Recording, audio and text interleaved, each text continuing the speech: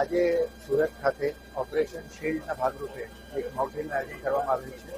આના ભાગરૂપે આપણે ગ્લોબલ ટેક્સટાઇલ માર્કેટમાં સ્થળ પસંદ કર્યું હતું અને એમાં જે રીતે કંઈક હવાઈ હુમલો થાય અને એમાં કેવી રીતે રેસ્ક્યુ કરાય, કોઈ જે છે બાકી મેડિકલ રિક્વાયરમેન્ટ આપણે શું છે, ઇવેક્યુએશન માટે આપણે શું વ્યવસ્થિત કરી શકીએ છીએ, આના બાબતે જે રિસોર્સેસનું આખું એક જોવા માટે આજનું એનું આયોજન કર્યું છે અને સફળતાપૂર્વક આપણે મોકડ્રીલનું જે છે આયોજન સંપન્ન કર્યું છે.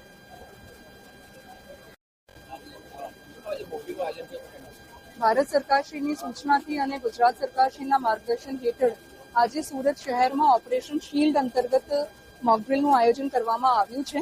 ટેક્સટાઇલ માર્કેટ જેવા ક્રાઉડેડ વિસ્તારમાં વિવિધ વિભાગોના સાથે સંકલન કરીને જેવા કે civil defence, police, fire, health, police commissioner office, collector office, Surat મહાનગરપાલિકા મળીને કોઓર્ડિનેટેડ વેમાં આ મોકડ્રીલનું આયોજન કરી રહી છે.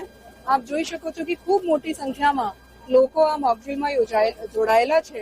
યાની કે જાગૃતતાના ભાગ સ્વરૂપે સુરત શહેરના લોકોનું પણ ખૂબ સારું પ્રતિસાદ અને એમનું પાર્ટિસિપેશન મોકડ્રીલમાં જોવાનું મળી રહ્યું છે.